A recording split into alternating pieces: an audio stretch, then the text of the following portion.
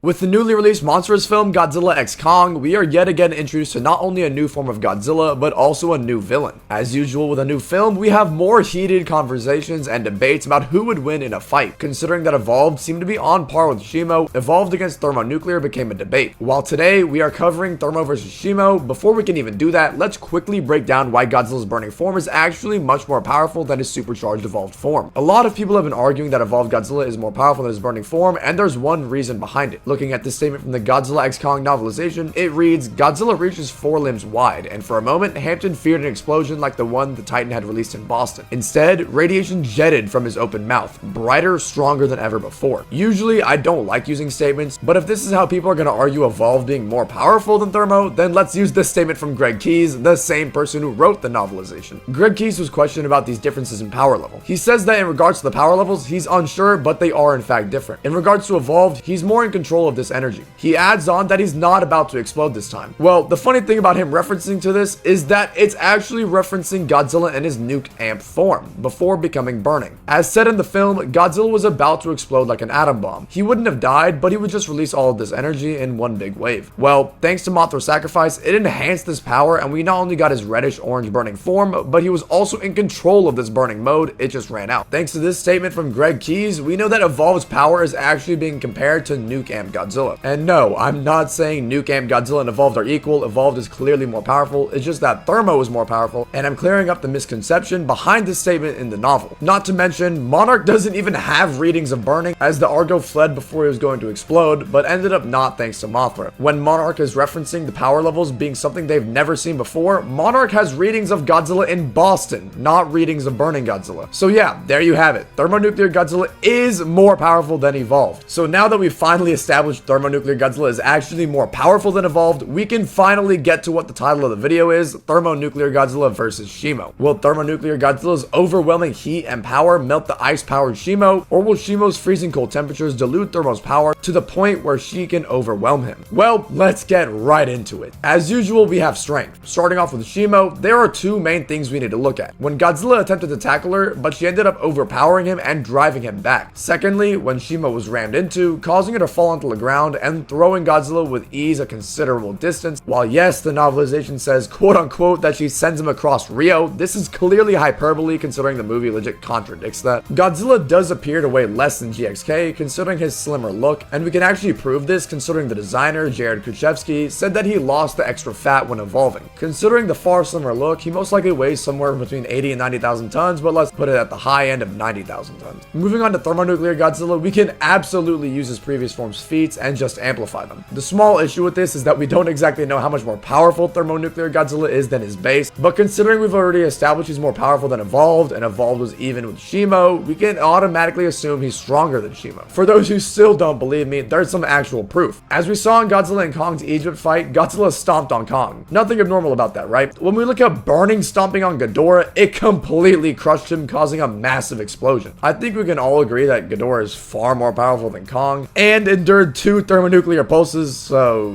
yeah. Thermo quite easily takes strength. Hey you! Yeah, you watching this video right now. Do you like weekly Godzilla content? Yes? Well, what do you know? I do too. And do you know what would make it even better? If you hit the subscribe button. It only takes 2 seconds. It would be much appreciated. Moving on to our next category, we have speed. Shimo was shown galloping at speeds similar to evolved Godzilla, who is faster than Kong and obviously faster than his base form, which could reach speeds of 400 miles per hour, if not even more. Considering his burning form doesn't exactly give him a speed boost, he's gonna have relative speed to his base form. Now, I know some people are going to say, but Thermo didn't run. Well, that's because we know Godzilla is cocky and arrogant. He could have very easily ran towards Ghidorah like he did when initially charging at Ghidorah in Boston, but when he's in Thermo, he's basically like, yeah, you're now. Regardless, Shimo does take speed. Agility. Shimo is shown to leap in their initial charge in the Hollow Earth. She can't exactly turn on a dime as seen when getting slammed by Godzilla. However, the issue is that most of the time we see Shimo under mind control, and well, she doesn't really do anything impressive in regards to agility. When it comes to Godzilla, we've already mentioned that we can use his feats from other forms. Similarly with speed, he doesn't gain an agility boost. So, as we've seen before, Godzilla can turn around on a dime and leap. Let's especially not forget his Super Mario jump in Rome. I'm gonna have to give the slight edge to to Godzilla in agility, as it'd be far harder for Shimo to maneuver like this considering her massive size and the simple fact that she just doesn't have enough showings in this department. Ranged weaponry. Shimo comes with her standard Frostbite Blast. This Frostbite Blast doesn't actually appear to do any visible damage, rather inflict heavy freezing and frostbite. It was able to push Kong back and freeze Godzilla. When comparing Kong blocking Godzilla's standard atomic breath and Shimo's Frostbite Blast, we can actually see that Godzilla's atomic breath has more force behind it. Shimo's Frostbite Blast is actually weaker than Godzilla's atomic breath, which would obviously imply that it's far weaker than the Spiral Ray and Godzilla's pulses. We can further see this when she frees Scar King. It didn't do any damage to him whatsoever, rather froze him, unlike Godzilla most likely being able to slice Kong in half if he could actually aim for once in his life. Not to mention when it completely froze Godzilla, he broke out of it and was completely fine. While yes, she was able to freeze over Greenland in minutes, which comes to a staggering 8.5 billion tons of ice per second, the only issue with that is, well, the movie completely contradicts that. I'm not saying that she didn't freeze over Greenland, but what we can take from this is that maybe it works differently on kaiju. Regardless, yeah, it doesn't appear to be as powerful as it might be when it comes to creating ice storms or freezing land and water. Now, looking at thermonuclear Godzilla, I mean, yeah, these pulses are absolutely devastating. We've already established Godzilla's standard atomic breath has more power behind it. Shimo's Frostbite Blast creating these storms is merely an ability added onto it. Godzilla's pulses were easily melting Ghidorah, who withstood Godzilla's amped atomic breath for 18 seconds and left without a scratch. I mean, this really just puts into perspective how much more powerful Burning Godzilla is than his nuke amp form, which isn't too far behind Evolve. Moving on to durability, as mentioned previously, Shimo lacks a lot of feats. While she lacks in screen time, she does have one very impressive feat, and that is tanking Godzilla's Spiral Ray for a couple of seconds and shrugging it off with ease. This is legit her only feat of durability.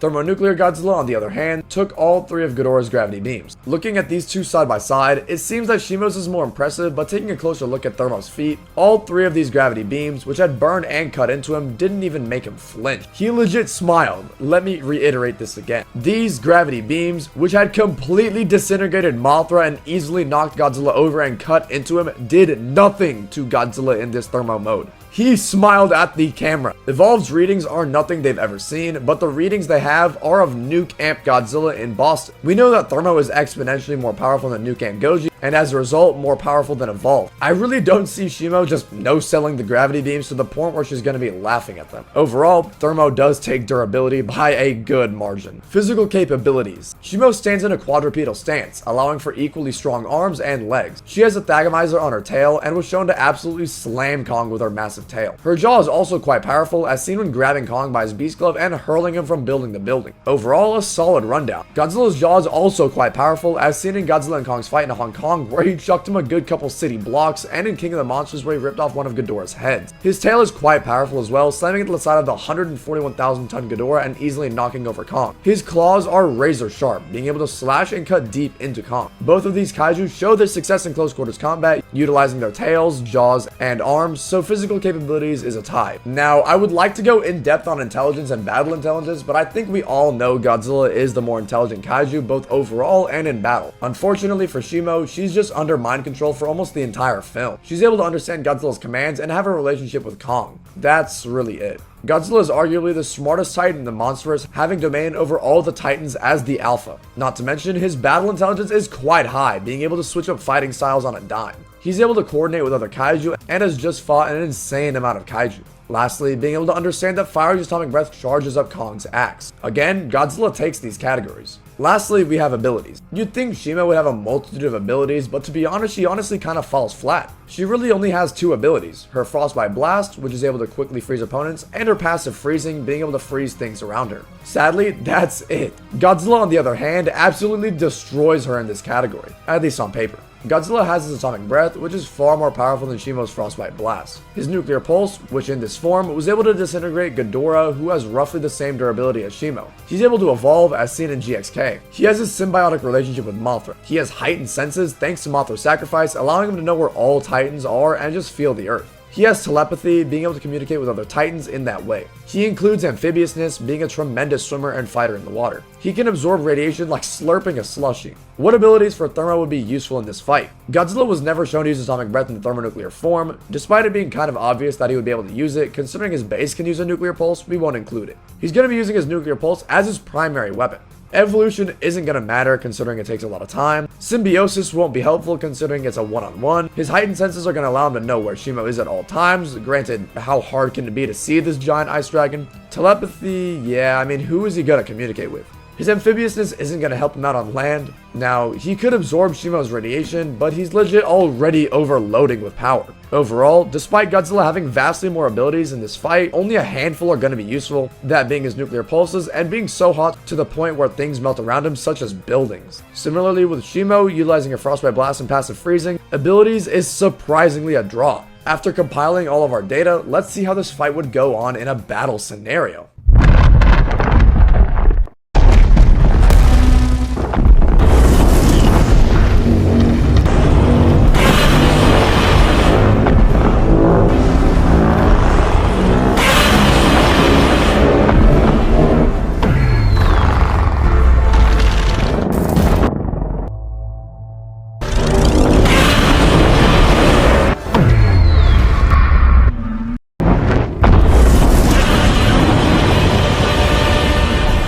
Well, there you guys have it. Thermonuclear Godzilla takes the win, and quite easily. Thermo is stronger, more durable, smarter, has better weaponry, and is just so much more powerful. To add on, Thermo wins these categories with ease. We've got to factor in that the more radiation he has, the more powerful he is, and this applies to his durability. If Shimo were to try and ram into him, it would be like hitting a brick wall. If Shimo tried to do any damage to Thermo, it would be completely negated. I can already hear the quote-unquote "she can freeze him" arguments, so let me talk about that. Shimo's passive freezing will do absolutely nothing to Thermo, and why? Well, we can see that Scar King and the apes of his army are completely unaffected by this passive freezing when they're literally standing right next to Shimo. It seemingly only has effect on the surrounding environments as it's not harsh enough to deal damage. In regards to a frostbite blast, for one, if it did land, it wouldn't do anything to Thermo due to how hot he is. Any ice created would melt instantaneously. Think about it, Godzilla's dorsals lighting up when he evolved melted and broke the ice before he rose. Thermonuclear Godzilla is so hot that he burns buildings around him.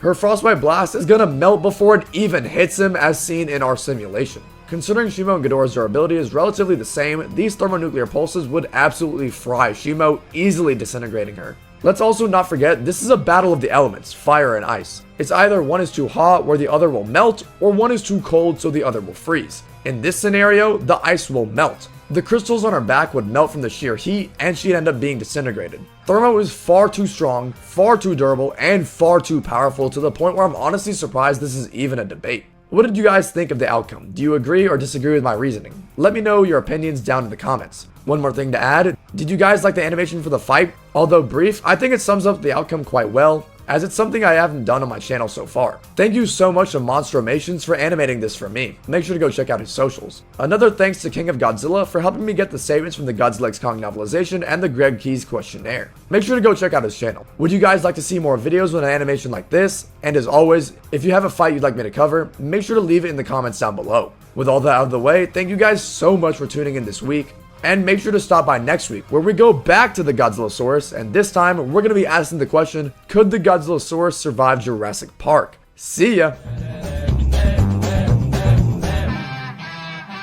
I created a monster, 'cause nobody wants to see monster no more. They want shady, I'm top liver. Well, if you want shady, this is what I'll give you.